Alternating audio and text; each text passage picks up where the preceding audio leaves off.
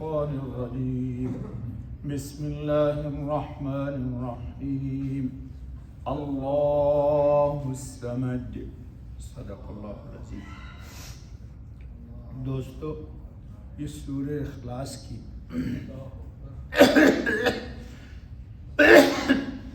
آیت نمبر 2 پڑھی گئی، کل بھی پڑھی تھی، اور کچھ بات اللہ کی صفت یا اللہ کے نام سمدیت پر تھوڑی سی بات آپ کے سامنے آئی تھی۔ سمد کا مطلب بتلایا تھا آپ کو کہ جس کی طرف پوری کائنات عالم اپنی ضرورت اور حاجت میں رجوع کرے اور سب اسی کے محتاج ہوں، وہ کسی کا کوئی محتاج نہیں، اور احتیاج محتاجگی مخلوق میں ہے، خالق کی ذات میں نہیں ہے۔ اور یہ بھی آپ کو بتایا تھا کہ اس صورت کی جو فضیلت ہے اس کی وجہ یہ ہے کہ اللہ کا ذاتی نام 2 صفت کے ساتھ اس صورت میں آیا ہے، اللہ احد، اللہ صمد۔ تو صمد کا ترجمہ دوستو میں نے بتا دیا آپ کو کہ جس کی طرف سب محتاج ہوں، کوئی اس کے بغیر کسی کی کوئی حاجت پوری نہیں ہو سکتی۔ حضرت ابن عباس رضی اللہ تعالیٰ عنہ نے فرمایا بڑی پیاری بات کہ صمد وہ ہے جو اپنی سرداری میں، اپنی شرافت میں، اپنی بزرگی اور بلندی میں، اپنی عظمت و رفعت و کبریائی میں، اپنے حلم اور علم میں، اپنے حکمت و تدبر میں سب سے بڑھا ہوا ہو، اور ان تمام صفات میں ان کے کوئی ہمسر اور کوئی برابر نہ ہو۔ پہلے دن میں نے بتا دیا تھا کہ اللہ کا کوئی مقابل بھی نہیں، جیسے دنیا کی تمام مخلوقات ہیں ان کی ازداد ہیں، جیسے زمین کے مقابلے میں آسمان، بر کے مقابلے میں بحر، شجر کے مقابلے میں حجر، آگ کے مقابلے میں پانی، اللہ کے مقابلے میں کائنات عالم میں کوئی چیز نہیں۔ یہ یاد رکھیے، اس کی ضد کوئی نہیں ہے، اللہ کی ضد کوئی بھی نہیں ہے، ناممکن ہے۔ جی دوستو، گویا کہ صمد کا ترجمہ یہ ہوا کہ مخلوق کو جب کبھی جس چیز کی جتنی ضرورت پیش آئے، وہ تمام کی تمام اشیاء جس کے خزانے میں موجود ہے، اور ان خزانوں کی جو چیزیں مخلوق کے لیے اس نے پیدا کی ہے، تیار کی ہیں، ان کا وہ خود محتاج نہیں ہے، اور یہ ضرورت پورا کرنے سے بھی مخلوقات کی اس کی ذات کا اپنا کوئی نفع نہیں ہے۔ جی بات سمجھیے، آپ کی ضرورت اللہ پوری کرتے تو اس لیے نہیں کرتے کہ اللہ کو آپ سے کچھ چاہیے۔ جی آپ کسی کو پیالی چائے پلاتے ہیں تو حیدرآبادی سلام کرتے، فرشی، جی، اور پتہ نہیں کتنے دن تک کریں گے، لیکن اللہ پاک آپ کو سر کے بال، پیشانی کے بال سے لے کے ناخن تک سب کچھ اس نے دیا، آپ تو پھر بھی ہے اس کو اللہ مانتے ہیں، اس کو بھی دیا جو بے ایمان اللہ کو اللہ نہیں مانتا ہے۔ جی دیا نہیں دیا، اس کی کون سی ضرورت اس سے پوری ہو رہی ہے؟ اس لیے یہ صفت احدیت کی، اللہ کی ایکتائی، صوفیہ کیا کہتے ہیں مراقبے میں؟ احدیت مجردہ۔ جی احدیت مجردہ کا مراقبہ کراتے ہیں صوفیہ۔ کیا مطلب؟ کہ کائنات عالم میں ہر چیز کی نفی کر دو۔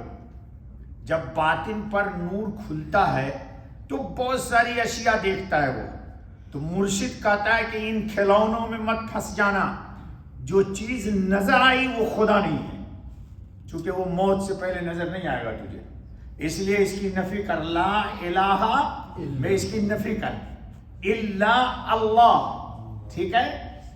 حضرت خاتم النبیین محمد الرسول اللہ صلی اللہ علیہ وسلم نے صرف اس حقیقت کو پایا ہے اللہ کا دیدار کر کے، باقی سارے انبیاء نے لا الہ کی تکمیل کی ہے، الا اللہ کی تکمیل ان کی آخرت میں ہوگی سوائے محمد الرسول اللہ۔ یہ بات یاد رکھ لیجئے گا حضور کی صفات کے اندر، ٹھیک ہے دوستو۔ حضرت عیسیٰ ابن مریم، حضرت عیسیٰ ابن مریم علیہ السلام جب کبھی بھی مردے کو زندہ کرنا چاہتے تھے، علم ایک سمندر ہے دوستو، اس کو پاٹنا ناممکن ہے۔ پہلے میں نے سنا دیا تھا اللہ نے خوب دیا، کائنات عالم میں سب سے زیادہ دیا رسول اللہ خاتم النبی، لیکن پھر بھی کہا قُلْ رَبِّ زِدْنِی علما، اس لیے آپ لوگ تریسا علم میں میڈک کی طرح مت پھلا کیجئے کہ ہمارے پاس بہت علم ہے، پھر اسی دن شیطان آپ کو لات مار دے گا۔ سنیے، حضرت عیسیٰ علیہ الصلوۃ والتسلیم جب کبھی بھی مردہ کو زندہ کرنا چاہتے تھے تو عیسوی شریعت کے مطابق نماز کا کیا طریقہ ہوگا اس کی تفصیل مجھے نہیں معلوم، وہ دوگانہ ادا کرتے، اس کے بعد اللہ کا یہ نام لیتے اور اس نام کی برکت سے وہ مردہ زندہ ہوتا۔ آپ کوشش مت کیجئے گا کبھی سوچیے گا کہ میں بھی مولانا بن جاؤں۔ سنیے، یا قدیم ایک، یا خفی دو، یا دائم تین، یا فرد چار، یا وتر پانچ، یا احدو یا سمد، کیونکہ اللہ کے نام کے ساتھ یہاں احد بھی آیا ہے اور اللہ کے نام کے ساتھ کہو الحمدللہ، ورنہ میں علم چھپا لیتا۔ عیسیٰ علیہ السلام تو پڑھ کے مردے کو زندہ کرتے، آپ کے نبی کے ذریعے یہ نام آپ کو اللہ نے سورہ اخلاص میں عطا کر دیا کہ اس سورت کو پڑھ کر کے اپنے دل کو زندہ کر لو،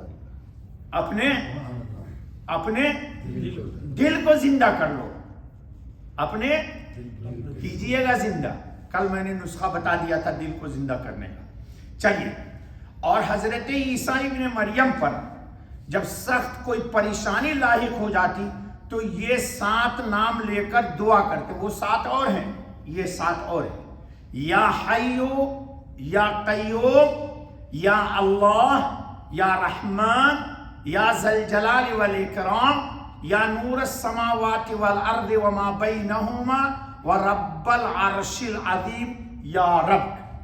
یہ نام لے کر کے عیسیٰ علیہ السلام اپنی مشکلوں کے حل کے لیے دعا مانگتے تھے۔ تو مشکل کشا کون ہے دوستو؟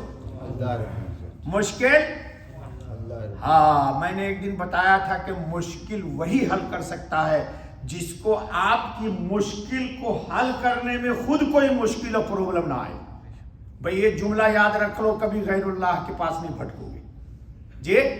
آپ کو ایک شخص اگر 100 روپے دے دے گا تو اس کے بیلنس کم ہو جائیں گے، لیکن وہ دے دے گا تو کچھ کمی نہیں آئے گی اس کی ذات میں، نہ صفات میں، نہ خزانے میں۔ آج تک سب کو دے رہا ہے، دے رہا ہے، دے رہا ہے، دے رہا ہے، اور قیامت تک دیتا ہی رہے گا، وہ داتا ہے۔ ٹھیک ہے دوستو، سنو اب ایک واقعہ۔ علامہ دمیری ایک بہت بڑے بزرگ عالم گزرے ہیں مصر میں۔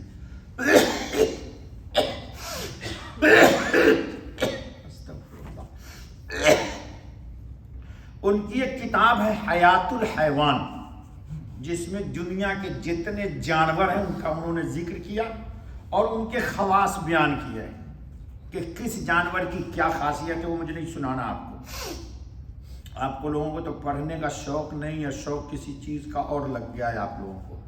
یہ اللہ سے کاٹ رہا ہے آپ لوگ کو، اور آپ لوگ کٹ رہے ہیں اللہ سے، اور خوب خوش بھی ہیں۔ یہ ہمارے لیے بڑے افسوس کی بات ہے، گھنٹوں اللہ سے کٹ کے آپ لوگ اور ہٹ کے رہتے ہیں اور پھر افسوس بھی نہیں ہوتا۔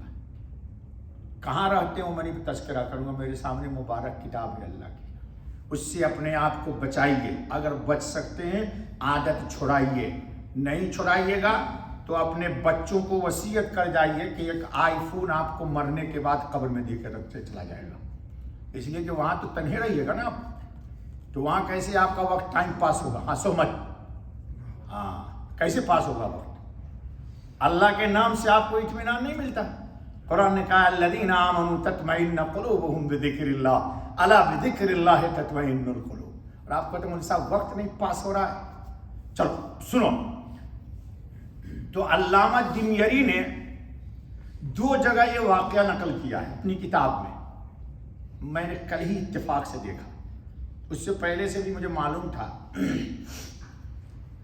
ایک واقعہ منسوب کیا ہے امام اعظم ابو حنیفہ کی طرف، اور ایک واقعہ منسوب کیا ہے حضرت امام احمد ابن حنبل رحمۃ اللہ تعالی علیہ کی طرف۔ دونوں بزرگوں نے اللہ کو خواب میں دیکھا، امام ابو حنیفہ نے 101 بار دیکھا اور امام احمد ابن حنبل نے 99 ٹائمز دیکھا۔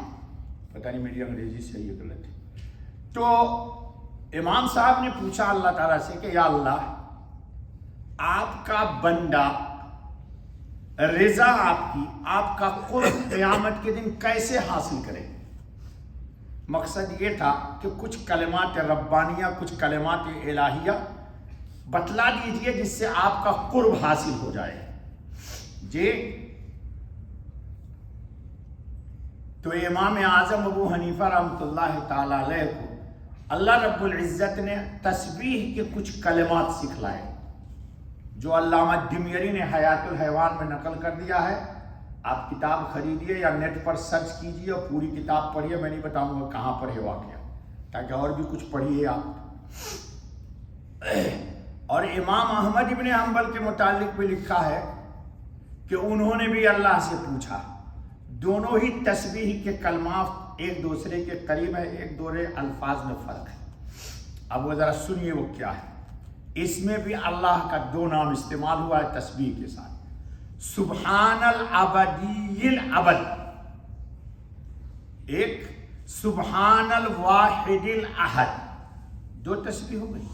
سبحان الفرد الصمد، کتنی تسبیح ہو گئی؟ 3۔ سبحان رافع السماء بغیر عمد، 4 تسبیح ہو گئی۔ سبحان من بسط الارض على ماء جمد، کتنی ہو گئی؟ سبحان من خلق الخلق فاحصاهم عددا، سبحان من قسم الرزق فلم ينس احد، کتنی ہو گئی؟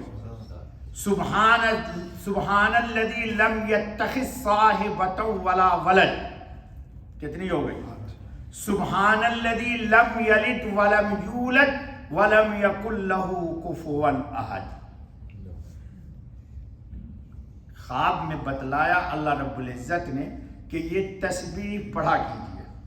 صاحب کتاب نے لکھا ہے کہ اس تسبیح کو 3 دفعہ یقین کے ساتھ پڑھے صبح میں، اور 3 ہی دفعہ پڑھے اس کو یقین کے ساتھ شام کو، یعنی مغرب بعد۔ لیکن آپ کہیے گا مولوی صاحب آپ پڑھیے، ہم کو دم کیجیے، ہمارے لیے تو یاد کرنے کا موقع ہی نہیں ہے جی۔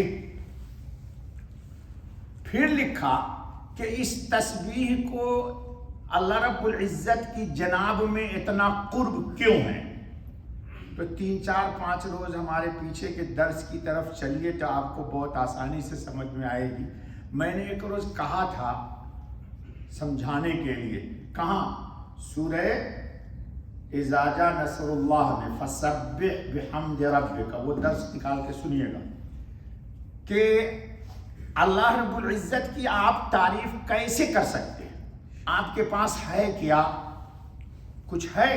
نہیں ہے، آپ کے پاس کوئی چیز نہیں ہے۔ اور اگر آپ کہیے گا کہ زبان ہے، تو اس زبان سے کتنی دفعہ آپ نے جھوٹ بولا ہے، کتنی دفعہ دغا دیا ہے، کسی کو فریب کیا، مسجد سے نکلے نماز پڑھ کے تسبیح پڑھ کے اور ایک غلط کلمہ بول دیا، کتنے کو گالیاں دیا آپ نے۔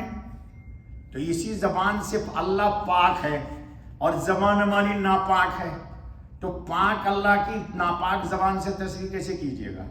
میں نے وہاں سمجھایا تھا آپ کو، کہیے سبحان اللہ، یہ تو اس کی شان بے نیازی ہے میں نے کل کہا تھا یہ اس کی شان بے نیازی ہے کہ وہ آپ کو خود تسبیح سکھلا دی اور آپ کی ناپاک زبان سے ہماری ناپاک زبان سے اپنی تسبیح کو سن کر کے ہماری ذات کو مائنس کر دیا، میری ناپاکی کو نکال دیا، ختم کر دیا، اور اس نے اپنی پاک تسبیح کو لکھ لیا آپ کے نامہ اعمال میں، تاکہ قیامت کے دن آپ جب اس کی بارگاہ میں آئیں گے تو آپ کو اپنا قرب کا مقام عطا کر دے گا۔ تو یہ تو اس کی شان بے نیازی ہے، تو آپ نے کیا دیا اس کو؟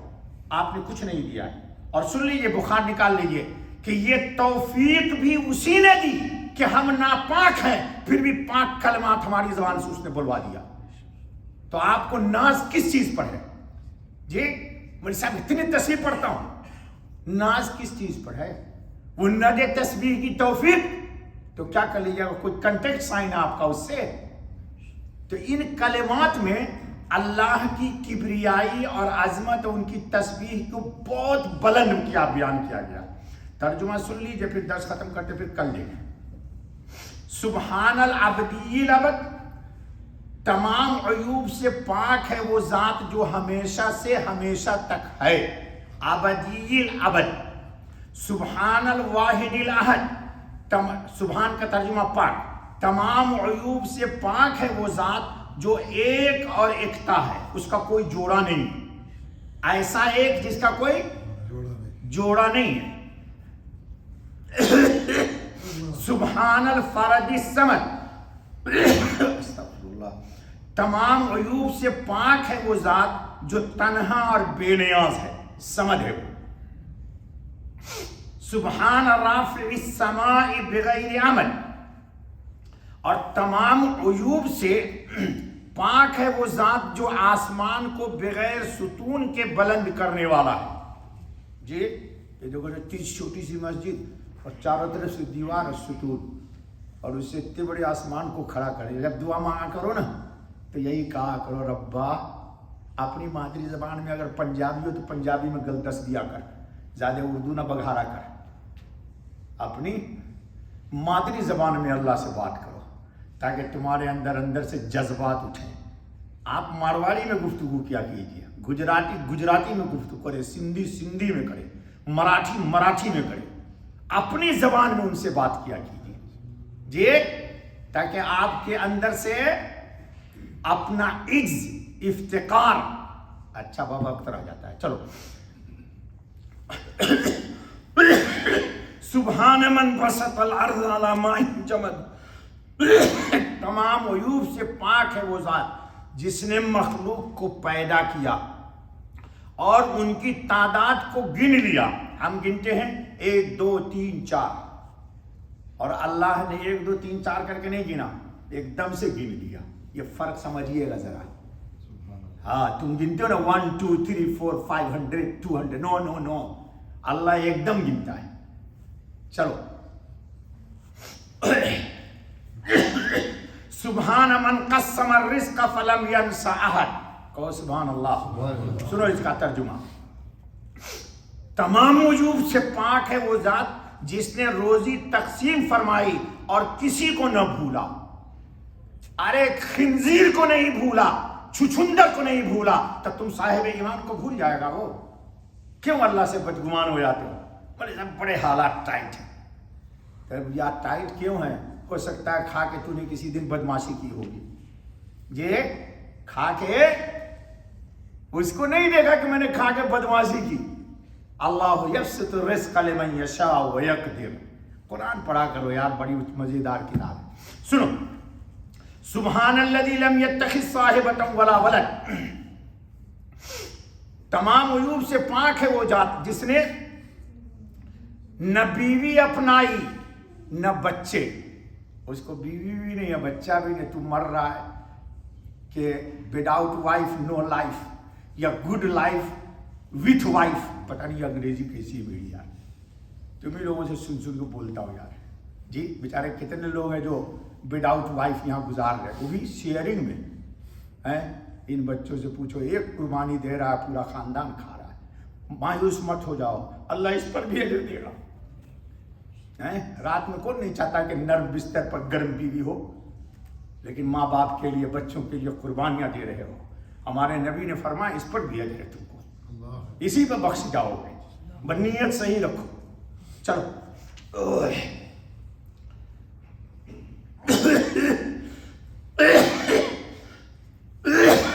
توبہ استغفر اللہ. سبحان الذی لم یلد ولم یولد ولم یکن لہ کفوا احد. تمام عیوب سے پاک ہے وہ ذات جسے نہ کسی کو جنا نہ وہ جنا گیا, یعنی نہ وہ کسی کا باپ ہے نہ کوئی اس کا بیٹا ہے. ٹھیک ترجمہ ہمارا یہ, اور نہیں ہے اس کا ہمسر یعنی اس کے برابر کوئی. اللہ تعالیٰ ہم سب کو توفیق فرمائے. بس دوستوں باقی جو رہ گیا وہ کل کریں گے, ایک دن میں نہیں ختم ہوتا مسئلہ. سبحان اللہ.